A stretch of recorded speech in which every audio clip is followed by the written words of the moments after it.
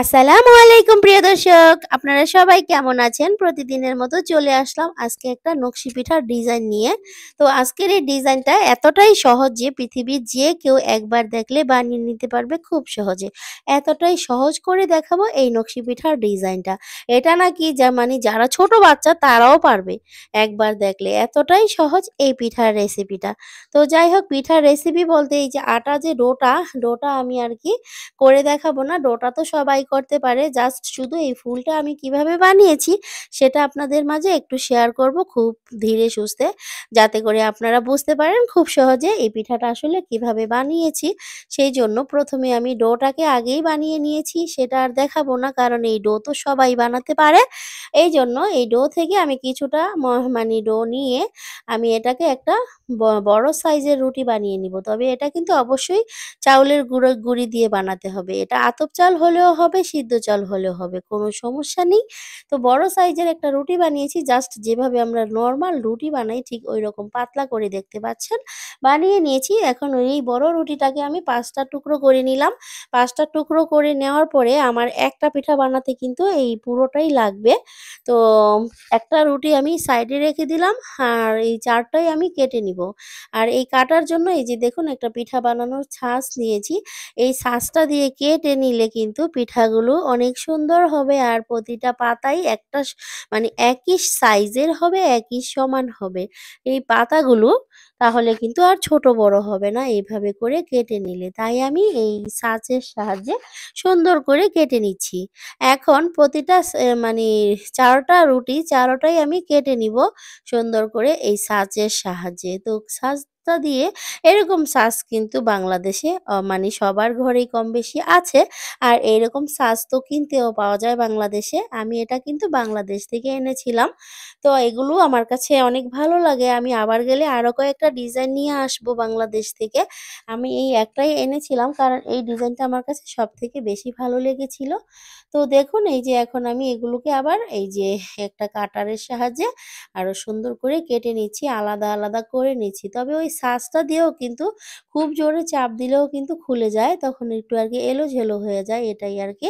তো আপনাদেরকে দেখানোর জন্য একটু হালকাভাবে চাপ দিয়েছিলাম, সেটাকে এখন আমি সুন্দর করে কেটে নিলাম। আর এখন সাইডে যে বাড়তি অংশ লেগে থাকে সেগুলো হাতের সাহায্যে পরিষ্কার করে নিতে হবে প্রত্যেকটা পাপড়ি এভাবে করে। প্রত্যেকটা পাপড়ি পরিষ্কার করে নিয়ে তারপরে কেটে নিতে হবে এই টিনের যে কাটার অংশটা এটা দিয়ে। তো এটা দিয়ে আমি খুব কাছ থেকে আপনাদেরকে আমি একটু দেখিয়ে দিচ্ছি কিভাবে আমি এই কাজটা করেছি। তারপরে এই যে টিনের টুকরোটা দিয়ে দেখতেই পাচ্ছেন কিভাবে আমি কেটে নিলাম। এটা কিন্তু খুবই সহজ। এই টিনটাকে দুটো ভাঁজ করে নিয়েছি, আর এরকম টিন তো সবাই জানে এভাবে করে টিন দিয়ে আরকি ডিজাইন করতে হয়। তো যাই হোক, এভাবে করে প্রতিটা পাতাই আমি কেটে নিব। তো সবগুলো পাতা কেটে দেখাতে গেলে ভিডিও তো অনেক বড় হয়ে যাবে। আর এই তো এখন আমাদের পাতাগুলো আমি মোটামুটি সবই কেটে নিয়েছি। এখন হচ্ছে এই যে একটা বাটির মধ্যে আমি একটু ময়দা গুলিয়ে নিয়েছিলাম। সেই ময়দাটা এখন একটা রুটির মধ্যে ভালো করে ভরিয়ে নিলাম।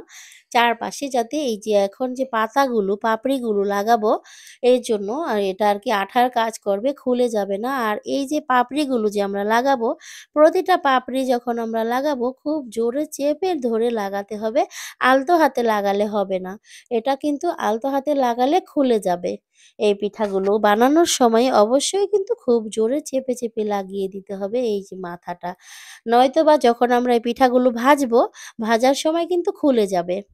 তো এভাবে করে দেখুন বাকি পাপড়িগুলো আমি লাগিয়ে নিচ্ছি। আর পিঠাটা দেখুন কতটা সুন্দর লাগছে।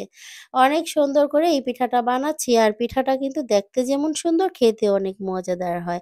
এই পিঠাটাকে তেলে ভেজে তারপরে চিনির শিরায় বা গুড়ের শিরায় চুবিয়ে তারপরে খেতে হয়। তবে তেলের মধ্যে যখন ভাজবেন আপনারা এই পিঠাটা, তখন কিন্তু এই ১০-১২ মিনিট বা ১৫ মিনিট সময় লাগিয়ে লো হিটে আস্তে, আস্তে করে ভেজে নিতে হবে একদম কুরকুরে মুড়মুড়ে করে। যাতে করে ভাজার সাথে ১ম চান্সেই একদিনেই যেন ভাজাটা সুন্দর হয়। তারপরে আপনারা এটা অনেকদিন রেখে দিতে পারবেন, প্রায় ১-২ মাসের মতো করে। যদি যেটার মধ্যে রাখবেন সেখানে যাতে কোনো হাওয়া না ঢোকে, তাহলেই কিন্তু অনেকদিন রেখে খাওয়া যাবে এই পিঠাগুলো। খুবই সুন্দর একটা ডিজাইনের পিঠা আপনাদেরকে করে দেখালাম। তো এই যে দেখুন পিঠাটা প্রায় আমাদের হয়ে এসেছে। এখন মাঝখানের পাপড়িটা কলিটা দিব। এতে করে পিঠাটা আরো বেশি সুন্দর লাগবে। তো দেখুন কিভাবে আমি করছি। ওই রুটিটা যে বানিয়েছিলাম সেখান থেকে একটা সাইডের অংশ নিয়েছি। নিয়ে সেটাকে এভাবে করে চিকন করে কেটে নিয়ে জাস্ট এই দাঁতগুলো কেটে নিলাম। কেটে নিয়ে এখন এই যে হাতের সাহায্যে এভাবে বটে মা মানি কলিগুলো করে নিলাম। এটা আরকি বলে বোঝানো যাবে না, শুধু দেখেই বুঝে নিতে হবে। তো এই পিঠাটা কিন্তু বানানো অনেক সহজ। যে কেউ বানিয়ে নিতে পারবেন এই পিঠাটা, এতটাই সহজ। তবে এই পিঠাগুলো আমাদের দেশে মানি এই যে মুসলমানের অনুষ্ঠানে ডালা সাজানোর জন্য বানিয়ে দেয়। অনেক সুন্দর লাগে, এটাই আরকি সুন্দর হয় পিঠাগুলো। আবার বিয়েবাড়িতে দেখা গেছে নতুন জামাইকে যখন সাগরানা দেওয়া হয় তখনও দেওয়া যেতে পারে। অনেক সুন্দর, সুন্দর জিনিসই সাগরানার প্লেটে কিন্তু জামাইকে খেতে দেওয়া হয়। অনেক ধরনের সুন্দর পিঠা। তো যাই হোক আমাদের কথা বলতে কিন্তু এই যে একটা পিঠা হয়ে গেল। ঠিক এইরকম করে বাকি পিঠাগুলোও আমি বানিয়ে নিব। আপনাদেরকে শুধু জাস্ট একটা পিঠা বানিয়ে দেখালাম। আর আমার এই পিঠার ডিজাইনটা যদি আপনাদের কাছে একটু হলেও ভালো লেগে থাকে তাহলে অবশ্যই আমার চ্যানেলটাকে সাবস্ক্রাইব করে আমার পাশে থাকবেন। আর যে সকল আপুরা আমার পাশে আছেন সবসময় তাদেরকে জানাই অসংখ্য ধন্যবাদ। সবাই ভালো থাকবেন। আর যারা আমাকে নতুন বন্ধু করতে চেয়েছেন বা করতে চাচ্ছেন তারা কিন্তু আমাকে বন্ধু করে ৩-৪ দিন সময় অপেক্ষা করবেন। ঠিক আছে?